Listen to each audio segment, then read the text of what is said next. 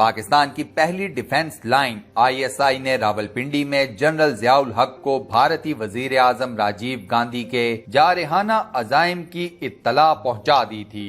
اس کھنچاؤ اور تناؤ کے ماحول میں جنرل ضیاء الحق کا اڑان بھر کر دہلی آن پہنچنا بھارتی نیتاؤں کے لیے حیران کن تو ہونا ہی تھا۔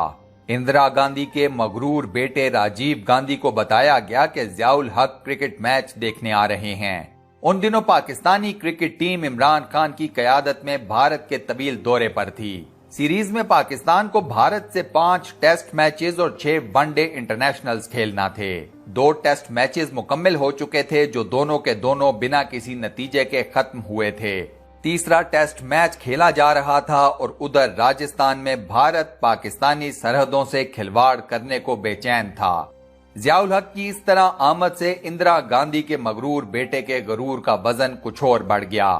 اس نے ضیاء الحق سے ملنے سے صاف انکار کر دیا، لیکن بھارتی اپوزیشن اور کابینہ کے اراکین نے راجیو گاندھی کو سمجھایا کہ آپ کے ایسا کرنے سے دنیا کو اچھا پیغام نہیں جائے گا، یہ سفارتی آداب کے بھی خلاف ہے۔ آپ کی اس حرکت سے پوری دنیا میں بھارت کا مذاق اڑایا جائے گا۔ بادل نخواستہ راجیو گاندھی ضیاء الحق سے ملنے کے لیے تیار ہو گیا۔ جنرل ضیاء الحق کے استقبال کے لیے راجیو گاندھی ایئرپورٹ بھی چلا گیا۔ جنرل ضیاء الحق کے طیارے نے لینڈ کیا۔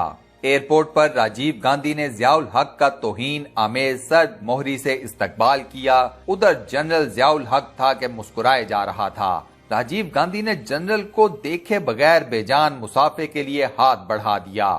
راجیو گاندھی نے اپنے معاون خصوصی سے کہا کہ جنرل صاحب میچ دیکھنے چنائے جانا چاہتے ہیں، ان کا خیال رکھنا۔ دوسری طرف راجیو گاندھی کا سرد رویہ اور میزبانوں کے ستے ہوئے چہرے بھی بن بلائے مہمان کے اعصاب چٹکا نہ سکے اور نہ ہی اس کے لبوں سے مسکراہٹ چھین سکے۔ وہ ان سب کے درمیان کھڑا مسکرا رہا تھا۔ پھر درمیانے قد و قامت کے بظاہر عام لیکن فولادی اعصاب رکھنے والے جرنیل نے راجیو گاندھی کی پیشانی عرق آلود کر دی۔ جنرل ضیاء الحق چنائے جاتے جاتے راجیو گاندھی کی جانب بڑھے اور اسی طرح مسکراتے ہوئے گڈ بائے کہنے کے بعد بولے، مسٹر راجیو، آپ پاکستان پر حملہ کرنا چاہتے ہیں، کر گزریے، لیکن یہ یاد رکھیے کہ اس کے بعد دنیا ہلاکو خان اور چنگیز خان کو بھول جائے گی۔ اس کے بعد پوری دنیا ضیاء الحق اور راجیو گاندھی کو یاد رکھے گی، کیونکہ یہ ایک روایتی نہیں ایٹمی جنگ ہوگی۔ ہو سکتا ہے پاکستان مکمل طور پر تباہ ہو جائے، لیکن مسلمان پھر بھی زمین پر باقی رہیں گے۔ لیکن بھارت کے خاتمے کے بعد دنیا میں ہندوازم کہیں نہیں رہے گا۔ میں دنیا بھر سے ہندوؤں کا نام و نشان مٹا دوں گا۔ کہا جاتا ہے کہ ضیاء الحق کی اس دھمکی سے راجیو گاندھی کی پیشانی پر پسینے کے قطرے چمکنے لگے، جو اس کی اندرونی کیفیت بیان کر رہے تھے۔ وہاں موجود راجیو گاندھی کے معاون خصوصی بہرامنم کے الفاظ کو بھارتی میگزین انڈیا ٹوڈے کا نمائندہ راجیو گاندھی اسپیشل کی اشاعت میں شامل کرتے ہوئے لکھتا ہے، میری کمر میں سنسناہٹ دوڑ گئی۔ یہ وہ چند لمحے تھے جب ضیاء الحق ایک خطرناک انسان لگ رہا تھا۔ اس کے چہرے کے تاثرات اور آنکھیں بتا رہی تھیں کہ وہ جو کہہ رہا ہے کر گزرے گا، چاہے پورا بر صغیر ایٹمی جنگ کے شعلوں کی لپیٹ میں آ جائے۔ جنرل ضیاء الحق یہ وارننگ دے کر اسی طرح مسکراتے ہوئے کرکٹ میچ دیکھنے چنائے چل پڑے۔ اس واقعے کے بعد بھارتی وزیر اعظم راجیو گاندھی نے راجستھان کی سرحد پر موجود بھارتی فوجوں کو کیا حکم دیا، یہ سب جانتے ہیں۔ راولپنڈی سے گئے طبیب کے نبض پر ہاتھ رکھنے سے ہی اس کے جنگی جنون کا بخار اتر گیا۔ جنرل ضیاء الحق کو اللہ تعالیٰ نے انتہائی مضبوط اعصاب، اپنی اندرونی کیفیات کو چھپانے اور انکساری کی بے پناہ صلاحیتوں سے نواز رکھا تھا۔ ضیاء صاحب دوسروں کو اپنے فیصلے کی کانوں کان خبر نہیں ہونے دیتے تھے۔ جنرل ضیاء الحق اعصاب کے کس قدر مضبوط تھے، ان واقعات سے آپ کو پتہ چل جائے گا۔ جنرل ضیاء الحق نے 5 جولائی 1977 کو مارشل لا لگایا۔ یہ مارشل لا کی رات تک وزیر اعظم ذوالفقار علی بھٹو سے ملتے رہے اور ذوالفقار علی بھٹو جیسا شاطر اور اڑتی چڑیا کے پر گننے والا شخص بھی یہ جان نہ سکا کہ آگے مستقبل میں کیا ہونے والا ہے۔ ذوالفقار علی بھٹو جنرل ضیاء الحق سے اس قدر مطمئن تھے کہ 5 جولائی کی رات جب فوج وزیر اعظم ہاؤس میں داخل ہوئی تو بھٹو صاحب نے جنرل ضیاء الحق کو فون کیا اور ان سے کہا، ضیاء مجھے گھر کے اندر فوجی نظر آ رہے ہیں، چیک کرو یہ کون لوگ ہیں۔ دوسرا واقعہ ذوالفقار علی بھٹو کی پھانسی کی رات تھی۔ عدالت کی طرف سے ذوالفقار علی بھٹو کو پھانسی دینے کا حکم آ چکا تھا۔ جنرل ضیاء الحق معمول کے مطابق کام کرتے رہے، رات کو گھر گئے، کھانا کھایا، بیگم صاحبہ کے ساتھ روٹین کی گفتگو کی اور سو گئے۔ بیگم صاحبہ کو بھی یہ معلوم نہ پڑا کہ ضیاء الحق صاحب کو عدالتی فیصلے سے آگاہ کر دیا گیا ہے۔ اگلی صبح 4 اپریل کو وزارت خارجہ میں میٹنگ تھی۔ جنرل ضیاء الحق مقررہ وقت پر میٹنگ کے لیے پہنچے، کرسی صدارت پر بیٹھے اور بڑے اطمینان سے کہا، میں میٹنگ سے پہلے ایک اناؤنسمنٹ کرنا چاہتا ہوں۔ آج صبح عدالت کے حکم پر سابق وزیر اعظم مسٹر ذوالفقار علی بھٹو کو راولپنڈی جیل میں پھانسی دے دی گئی ہے۔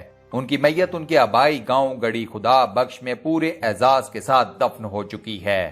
آپ لوگ ایجنڈا کھولیں اور میٹنگ شروع کریں۔ یہ اعلان سن کر میٹنگ میں موجود تمام لوگوں کے چہروں کا رنگ اڑ گیا اور ٹانگیں کانپنے لگیں، مگر جنرل ضیاء الحق پورے اطمینان سے ایجنڈا ڈسکس کرتے رہے۔ انہوں نے اس کے بعد بھٹو کے بارے میں منہ سے ایک لفظ نہیں نکالا۔ اب تیسرا واقعہ بھی ملاحظہ کیجئے۔ جنرل ضیاء الحق نے 27 مئی 1988 کی سپہر محمد خان جنیجو کی حکومت برطرف کر دی۔ جنرل ضیاء الحق نے اس سے ایک دن بعد چین کے دورے پر جانا تھا۔ جنرل ضیاء الحق 27 مئی کا سارا دن چین کے دورے پر بریفنگ لیتے رہے۔ وزیر خارجہ صاحبزادہ یعقوب علی خان اور وزارت خارجہ کے اعلیٰ حکام جنرل صاحب کو آرمی ہاؤس راولپنڈی میں چین کے دورے کے بارے میں بریف کرتے رہے۔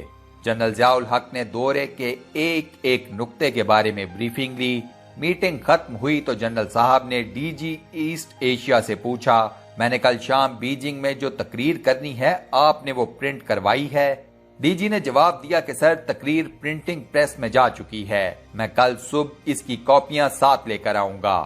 جنرل ضیاء الحق نے ان کی تعریف کی اور دن کے 3 بجے وزیر خارجہ اور ڈی جی ایسٹ ایشیا کو رخصت کیا اور 2 گھنٹے بعد محمد خان جنیجو کی حکومت برطرف کرنے کا اعلان کر دیا۔ شام 6 بجے صدر کے ملٹری سیکرٹری بریگیڈیئر خاور نے وزیر خارجہ اور ڈی جی ایسٹ ایشیا کو فون کیا اور انہیں بتایا کہ صدر صاحب کل چین نہیں جا سکیں گے، آپ چینی حکومت سے معذرت کر لیں۔ آپ لوگ جنرل ضیاء الحق کے اعصاب اور باتوں کو خفیہ رکھنے کی صلاحیت ملاحظہ کیجئے۔ وہ محمد خان جنیجو کی حکومت کے خاتمے کا پورا منصوبہ بنا چکے تھے۔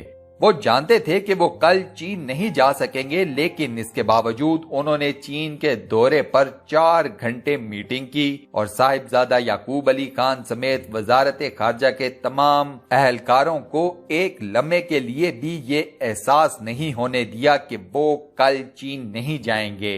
یہ تمام لوگ اپنے سوٹ پیک کر رہے تھے اور جنرل ضیاء جنیجو حکومت کی برطرفی کا پروانہ تیار کر رہے تھے۔ آپ لوگوں کو شاید ہی زندگی میں اتنے مضبوط اعصاب کا کوئی اور شخص، کوئی اور لیڈر ملا ہو۔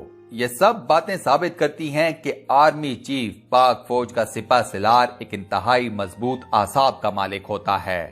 یہی وجہ ہے کہ آپ لوگوں نے نوٹ کیا ہوگا کہ پاک فوج کے جتنے بھی سپہ سالار آپ نے دیکھے ہیں وہ سب کے سب یہ ظاہر نہیں ہونے دیتے تھے کہ ان کے مائنڈ میں کیا چل رہا ہے۔ میری ذاتی رائے میں پاکستان کے تمام آرمی چیفز کی ہمیشہ نیت ٹھیک رہی ہے۔ انہوں نے ہمیشہ پاکستان کی بقا اور سالمیت کو اپنی ٹاپ پرائورٹی رکھا ہے۔ ان لوگوں نے جو بھی فیصلے کیے اس میں ان کی نیت یہی تھی کہ پاکستان کا فائدہ ہونا چاہیے۔ ان میں سے کسی بھی ایک جرنیل نے اپنی ذاتی مفادات کے لیے کوئی فیصلہ نہیں کیا۔ میری اللہ تعالیٰ سے یہ خصوصی دعا ہے کہ وہ پاک فوج کو ہمیشہ مضبوط رکھے، پاک فوج کو اپنے ہر دشمن پر قابو پانے کی توفیق عطا فرمائے، آمین۔ دوستو کمنٹ سیکشن میں آمین لکھ کر اس دعائے خیر کا حصہ ضرور بنیں اور صدقہ جاریہ کمائیں۔ اس ویڈیو کو لائک اور